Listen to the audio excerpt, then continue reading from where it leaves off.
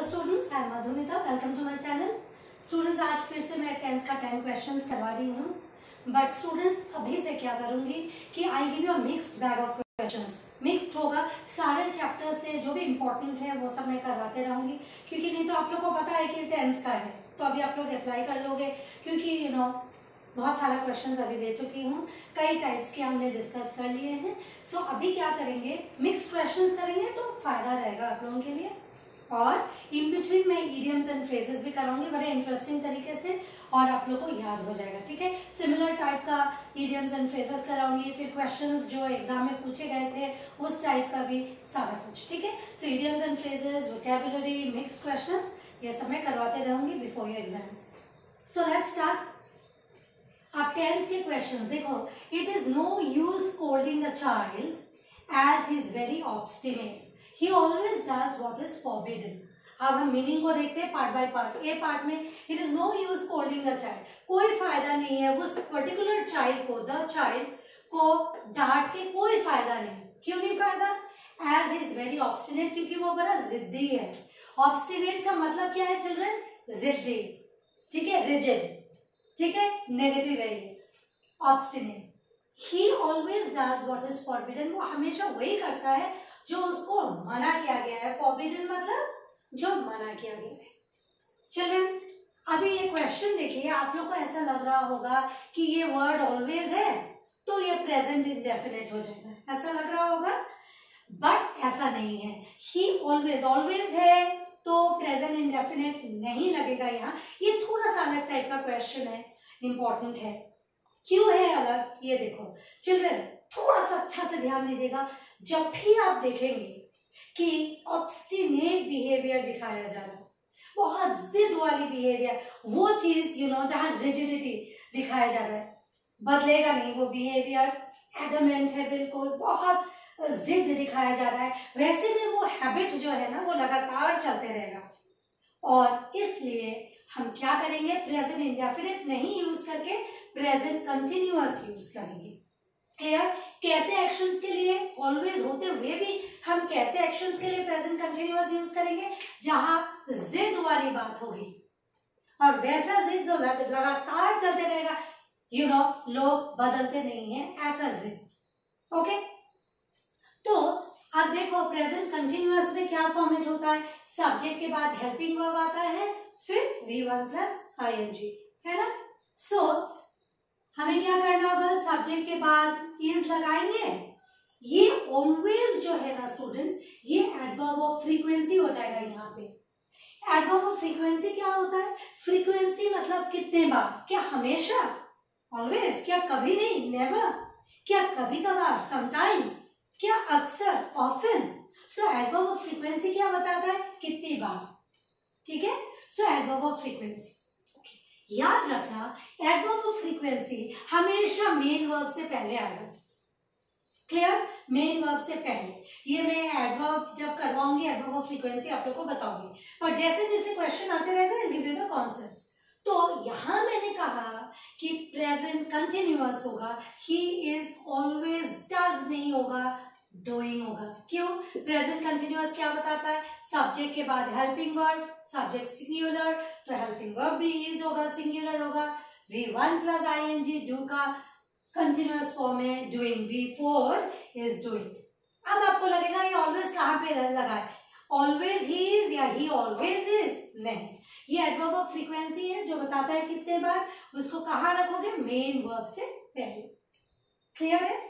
Therefore, C part में error है। ठीक है, डन। मैं इसको फिर रिपीट कर रही हूँ क्योंकि थोड़ी देर बाद मैं इसको इरेज करूंगी। जहां पे आप देखते हो ऑब्स्टिनेट बिहेवियर है, जिद वाली बात है, वहां पे प्रेजेंट इंडेफिनिट नहीं यूज करना है चिल्ड्रन, सिंपल प्रेजेंट यूज नहीं करना है। क्या यूज करना है? Present continuous. क्यों? क्योंकि ये जिद वाली हैबिट जो है ना वो लगातार चलते रहेगा, राइट? वो लगातार कंटिन्यू करता है, इसलिए हम प्रेजेंट कंटिन्यूअस यूज करते हैं। थोड़ा सा डिफरेंट है। और ऐसे सिचुएशंस में जहां पे जिद दिखेगी वहां पे हम प्रेजेंट कंटिन्यूअस में भी ऑलवेज लगाते हैं। अदरवाइज आप लोगों ने पढ़ा होगा, अरे भाई प्रेजेंट इंडेफिनिट में ही हमने ऑलवेज लगाना है, बट प्रेजेंट कंटिन्यूअस में कब लगाते हैं? जब आप देखोगे जिद वाली बात आएगी तब। क्लियर है? तो ऐसे में हम प्रेजेंट कंटिन्यूअस लगाएंगे, he is always doing what is forbidden. Doing क्यों हो जाएगा? क्योंकि कंटिन्यूअस फॉर्म है ना वर्ब का, आईएनजी फॉर्म। डन। और एडवर्ब ऑफ फ्रीक्वेंसी कहाँ लगाते हैं? मेन वर्ब से। अगर मेन वर्ब है, मेन वर्ब से पहले। अब चलते हैं नंबर 2 पे। He is writing novels ever since he became a graduate. अब देखिए, थोड़ा सा ध्यान दीजिए, वो कब से नॉवेल्स लिख रहे हैं? Ever since he became a graduate, जब से वो ग्रेजुएट हो चुका है तब से वो लिखते आ रहा है। यानी कि स्टूडेंट्स देखो, he is writing novels तो गलत है, ये तो कंटिन्यूअस दिखा रहा है कि वो लिख रहा है at the moment. At the moment की तो बात नहीं हो रही है, अभी से शुरू कर रहा है, ऐसे तो बात नहीं है। Ever since he become a graduate, जब से वो ग्रेजुएट हुआ है, यानी कि पास्ट से उसने शुरू किया है। और जब मैं आप लोग को प्रेजेंट परफेक्ट कंटिन्यूअस करवा रही थी, मैंने एक डायग्राम बनाया था, इफ यू रिमेम्बर, कि पास्ट में एक्शन शुरू होके अभी भी चल रहा है, बताया था ना। सो ये पास्ट का कनेक्शन है, वो पास्ट में कभी शुरू हुआ, अभी ग्रेजुएट बन गया, अभी भी उसका चालू है। ऐसे में हम क्या करेंगे? प्रेजेंट परफेक्ट कंटिन्यूअस यूज करेंगे, है ना। और प्रेजेंट परफेक्ट कंटिन्यूअस का क्या फॉर्मेट होता है? क्या फॉर्मेट होता है? यस, सब्जेक्ट के बाद have, has plus been plus be plus ING, V1 plus ING हम जो बोलते हैं, ठीक है। So he is writing novels तो नहीं होगा, he has been writing novels, ठीक है। ही हैज बीन, इज की जगह आप क्या कर दोगे? हैज बीन, ये पूरा ही मैंने लिख दिया। He has been writing novels ever since he became a graduate. कैसे पता चला? ये एवर सिंस बोल रहा है, सिंस मतलब कभी पास का एक पॉइंट ऑफ टाइम से शुरू किया, अभी भी चल रहा है, इसलिए प्रेजेंट परफेक्ट कंटिन्यूअस। डन। अब देखते हैं नंबर 3। देखिए, the girls were playing outside the house. लड़कियां जो थे वो बाहर, घर के बाहर खेल रहे थे। Whereas, जबकि the boys were sitting inside. Boys जो थे, लड़के जो थे, वो घर के अंदर बैठे हुए थे और प्लेड कार्ड्स। आप लोग को फटाफट दिख गया होगा कि सारे वर्ब्स देखते हैं कि सेम फॉर्म में है क्या। यहाँ प्लेइंग है, यहाँ सिटिंग है, सारे वर्ब का फोर्थ फॉर्म है, देखो सारा। तो पैरेललिज्म तो मेंटेन करना है। प्लेड कैसे हो जाएगा? सारा कंटिन्यूअस में है, ये पास में कैसे हो जाएगा? इसको भी V4 करना है, तो एंड प्लेइंग कार्ड्स। क्लियर? और एक तरीके से आप देख सकते हो, एंड से जब भी जुड़ेगा verb same form of verb होगा। अगर नाउन है तो सेम टाइप का नाउन होगा, ठीक है। सो एंड से जुड़ गया तो हमें क्या करना है? हमें वर्ब का फोर्थ फॉर्म ले लेना है, विच इज प्लेइंग, ठीक है। यहाँ भी वर्ब का फोर्थ फॉर्म, यहाँ भी वर्ब का फोर्थ फॉर्म, तो ऑब्वियसली यहाँ V2 तो नहीं हो सकता, सेम फॉर्म रखना है। देयरफॉर यहाँ भी V फॉर्म प्लेइंग कार्ड्स हो जाएगा, ना कि played cards, which is very easy, ठीक है। चलिए, ये सब क्वेश्चन पेपर क्या है? सिर्फ ये है जो क्वेश्चन पेपर का नहीं है, but it's okay, we will do it. अब नंबर 4 देखो। Rakesh told me that you had left the college a year before and looking for a job. किसके बारे में बोल रहा है? राकेश बोल रहा है, राकेश मुझे बोल रहा है कि आप कॉलेज एक साल पहले छोड़ चुके थे और आप जॉब ढूंढ रहे थे, है ना। यहाँ पे देखो, यू जो है इसके लिए भी तो लागू है, इसका मतलब है you are looking for a job ना, तो सब्जेक्ट यू तो यहाँ आ गया, पर देखो ये वर्ब का आईएनजी फॉर्म के साथ V1 प्लस आईएनजी वर्ब का फोर्थ फॉर्म के साथ कोई हेल्पिंग वर्ब तो नहीं है, पर हमें लगाना तो है क्योंकि यू के बारे में बोल रहा है ना, तो यू के साथ वर आता है and you were looking for a job, यानी कि यहाँ भी सी पार्ट में एरर है, ठीक है। राकेश ने मुझे क्या कहा था कि आप एक साल पहले जॉब छोड़ चुके थे, you had left, sorry college छोड़ चुके थे, you had left the college a year before and were looking for a job, और आप जॉब ढूंढ रहे थे, ठीक है। सो वर क्यों लगाए? यू के लिए यहाँ पे वर आना जरूरी था। अब नंबर 5 पे चलते हैं। One of my students wrote a novel even before he was 10 years old. इसका मतलब क्या हुआ? ये तो बहुत आसान है. क्या है meaning? I just rub this off, you know, so that I can write it and it looks neater and cleaner. Okay? So क्या होगा ये? क्या होना चाहिए कि one of my students, A part तो सही है, बहुतों में से एक स्टूडेंट की बात कर रही हूँ, ये तो बिल्कुल सही है. wrote a novel even before he was 10 years old. वो जबकि 10 साल हो उससे पहले वो नॉवेल्स लिख चुका है. मैंने कहा था जब दो पास्ट एक्शन होता है, जो पहला कंप्लीट हो जाएगा वो पास्ट एक्शन के लिए हमने पास्ट परफेक्ट लगाना है. तो हम क्या करेंगे? One of my students wrote तो नहीं होगा, वो ऑलरेडी लिख चुका था 10 साल पहले से, even before he was 10 years old. तो आप क्या करोगे? One of my students had written आ जाएगा, है ना? क्या आ जाएगा? Had written. क्लियर है? Had written. क्यों? क्योंकि ये एक्शन पहले हो चुका था. यू नो, वो जबकि 10 साल था ना, उससे पहले से वो लिख चुके थे. He had written a novel even before he was 10 years old. Fine. ये सारे क्वेश्चन पेपर के क्वेश्चंस थे. अब ये जो क्वेश्चन है नंबर 6, ये क्वेश्चन पेपर का नहीं है children, but yeah such types you get, so I just written one. अब देखो क्या कह रहा है. The NCB and the CBI have come up with solid evidence in Sushant Singh Rajput's case. Now the allegation is appearing to be true. अच्छा, अब देखो children, NCB और सीबीआई सॉलिड प्रूफ लेके आया है सुशांत सिंह राजपूत केस में. अब जो आरोप लगाया गया था, किसी के ऊपर ये मेंशन नहीं है, जो आरोप लगाया गया था वो लग रहा है, appearing to be, वो ऐसा प्रतीत होता है कि वो सही है. The NCB and the CBI have come up with solid evidence. किस केस के बारे में? सुशांत सिंह राजपूत केस में. और ऐसा लग रहा है कि ये जो केस है ना, ये जो एलिगेशन है, आरोप है, वो सही है. तो चलो देखो, फर्स्ट पार्ट में तो कोई एरर नहीं है, ए पार्ट में कोई एरर नहीं, बी पार्ट में भी कोई एरर नहीं. तो हमने क्या करना है? सी पार्ट में देखिए, अब आप लोग को लगेगा ये क्या है? The allegation is appearing to be true. अब देखो चिल्ड्रन, ये appearing क्या है?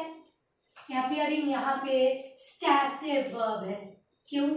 कोई एक्शन दिख रहा है क्या? कोई एक्शन नहीं दिख रहा ना, इट्स सॉर्ट ऑफ स्टैटिक. तो ये स्टैटिक वर्ब है, कोई एक्शन नहीं है, तो द एलिगेशन इज appearing, नहीं होके appears. कई सारा स्टैटिक वर्ब्स मैंने आप लोगों को बताया था. ओन बताया था, नो बताया था, रिमेम्बर बताया था, लव बताया था. ये और एक है जहाँ पे स्टैटिक रहेगा वहां पे आईएनजी नहीं लगाना. मैंने कहा था आप लोगों को कि जहाँ स्टैटिक वर्ब है उसको स्थित रखना, उसके साथ आईएनजी नहीं लगाना है, V1 लगाना नहीं है, सॉरी V प्लस आईएनजी नहीं लगाना है. सिंपल आप V5 कर दो, depending on the subject. Subject singular है तो वर्ब भी सिंगुलर हो जाएगा और एस जोड़ोगे. Now the allegation appears to be true. Clear है? सी पार्ट में एरर है. क्यों? क्योंकि ये अपीयरिंग तो स्टैटिक वर्ब है. कोई एक्शन है कि एलिगेशन का? कोई एक्शन नहीं है ना, देयरफॉर ये स्टैटिक वर्ब है और ये अपीयर्स होगा ना कि अपीयरिंग.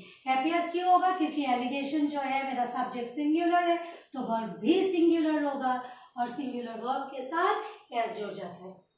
क्लियर? अच्छा, अब नंबर 7 देखिए. It is again from the question paper. It had been a custom from time immemorial to be hospitable to those who come to our doors. Children, India का एक basic characteristic feature क्या है पता है? हॉस्पिटैबिलिटी. हॉस्पिटैबिलिटी क्या होता है? वार्मथ. हम फ्रेंडली है, हम दूसरों को ना वार्मथ देते हैं, यू नो, प्यार देते हैं, वार्मथ देते हैं. हॉस्पिटेबल मीन्स फ्रेंडली, वो जहाँ पे वार्मथ दिखेगा, यू नो, हम लोगों को सत्कार करते हैं, आदर करते हैं, and we are friendly towards others. So it had been our custom. ये हमारा कस्टम है सदियों से, फ्रॉम टाइम इमेमोरियल. तो to be hospitable to those who come to our doors, ये था, अब नहीं है क्या? ये हमारा कस्टम शुरू से था, अब नहीं है क्या? ऑब्वियसली अभी भी है ना. सो हैड कैसे हो सकता है, पास्ट में तो जाएगा नहीं, ये तो गलत है, ये हैज हो जाएगा, अभी भी है। It has been our custom from time immemorial, you know, सदियों से हमारा ये कस्टम रहा है to show friendliness to those who come to our doors, जो भी हमारे दरवाजे पे आते हैं, हमारे पास जो भी आते हैं, हम उनको उनके साथ हॉस्पिटेबल होते हैं। तो आज भी वो लागू है, इसलिए पास्ट में नहीं देके हम हैज करेंगे। It's a very important question. इस टाइप के क्वेश्चंस आपको दिख गया होगा क्वेश्चन पेपर में। So this is a part में गलती है। क्लियर? अब नंबर 8 में आते हैं। The $multi-billion deal between India and Russia will have materialized by the end of the coming year। सही है कि ये जो $multi-billion डील है ना इंडिया और रशिया के बीच, वो मेटेरियलाइज हो चुका रहेगा। कब तक? By the end of the coming year, अगले साल के अंत तक ये डील, जो भी डील हो, वो क्या होगा, वो मेटेरियलाइज हो चुका रहेगा। और मैंने क्या कहा, जब भी फ्यूचर का डेडलाइन दे दिया जाता है बाई देके और फ्यूचर परफेक्ट, तब यूज करते हो विल के साथ, विल शेल के साथ हैव प्लस V3। ये तो बिल्कुल सही है। सो नो एरर, ये डी पार्ट छोड़ दिया था, डी पार्ट नो एरर है। ठीक है। सो द $multi-billion, ये तो ये पार्ट सही है। Between India and Russia, India और रशिया के बीच में, रशिया विल हैव मेटेरियलाइज हो चुका रहेगा, बिल्कुल परफेक्ट है बी पार्ट। आप सी पार्ट में देखते हैं by the end of the coming year, अगले साल का अंत तक। तो डेडलाइन है, फ्यूचर डेडलाइन है। सो बिल्कुल सही है, will have materialise, future perfect हमने यूज कर लिया, देयरफॉर नो एरर। ओके। अब चलिए नंबर 9। अब मैं ये पार्ट भी रब कर देती हूँ। Okay, and let's see to number 9 and then number 10। Number 9, the patient intended to meet his near and dear ones. जो पेशेंट था उसने इच्छा जाहिर किया कि वो अपने नजदीकी लोगों से वो मिले, but was prevented by the doctors and hospital authorities from doing so. Okay, so the patient intended to meet his near and dear ones, but was prevented। उसको डॉक्टर्स और हॉस्पिटल द्वारा क्या किया गया, उसको मिलने नहीं दिया गया, but was prevented from doing so। अब बताइए यहाँ पे क्या गलती है। द पेशेंट ने पहले इंटेंशन जाहिर किया ना to meet his near and dear ones, but उसको प्रिवेंट कर दिया गया, किसने? by the doctors and hospital authorities from doing so। यानी कि उसने पहले ये जाहिर किया था कि हम मिलना चाहते हैं, तो जब पहले कोई एक्शन होता है तो हम क्या करते हैं, फर्स्ट परफेक्ट यूज करते हैं। तो will say the patient had intended to meet his near and dear ones, but authorities और डॉक्टर्स उनको मिलने से इनकार कर दिया, प्रिवेंट कर दिया। 9 का ए पार्ट। अब 10 का पार्ट देखो। He is appearing for competitive exam for the first time tomorrow। कल जो है ना वो competitive एग्जाम के लिए पहली बार अपियर हो रहा है। तो ये पार्ट में देखिए, he is appearing। अभी आप बोलोगे अरे उसमें तो मैम ने कहा था कि appearing stative verb है।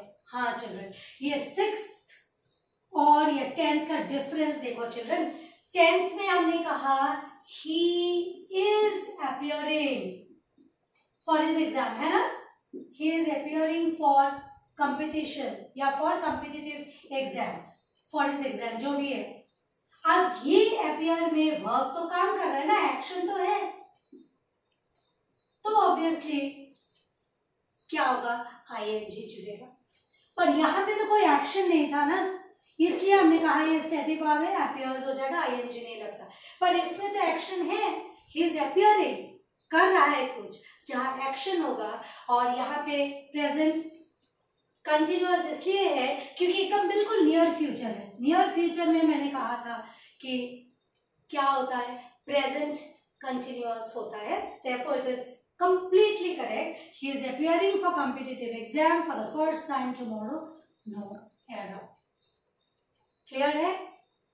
So children, आज भी मैंने टेंस का कॉन्सेप्ट आप लोग को दिया है, लगभग वी हैव कवर्ड मोर और लेस, बट ऐसा नहीं है कि टेंस का भी और मैं नहीं दूंगी, टेंस का भी बीच बीच में अलग अलग से दूंगी, बट देन अभी मैं क्या करूंगी, मिक्स्ड क्वेश्चंस ही कराऊंगी ज्यादा से ज्यादा, सो दैट जिसमें टेंस के भी अलग अलग क्वेश्चंस होंगे, जो मैंने करवाया है वो है, इस टाइप के क्वेश्चंस भी होंगे, कुछ और भी अलग दिख सकता है आप लोगों को, वैसा क्वेश्चंस भी मैं कराऊंगी। तो अभी से आप लोगों को मिक्स्ड क्वेश्चंस ज्यादा कराऊंगी, क्योंकि exams are knocking at the door, और इडियम्स एंड फ्रेजेस डिमांड है काफी, तो इडियम्स एंड फ्रेजेस मैं बिल्कुल करवाने ही वाली हूँ, और वोकैब्स भी चलते रहेगा, right? So please do all the part of the questions that I have done. Tenses जितना मैंने करवाया पहले रिवाइज कर लीजिए, जितना भी मैंने कराया, सब्जेक्ट वर्ब एग्रीमेंट, नाउन, अभी जो कंपटीशन की अभी जो एग्जाम्स देंगे उन लोगों को खासकर मैं बोल रही हूँ, ये सब कर लीजिए, फिर I come up with mixed questions and then we can do all those as well, ठीक है? और whatever, if you like it, please do share and subscribe. Thank you.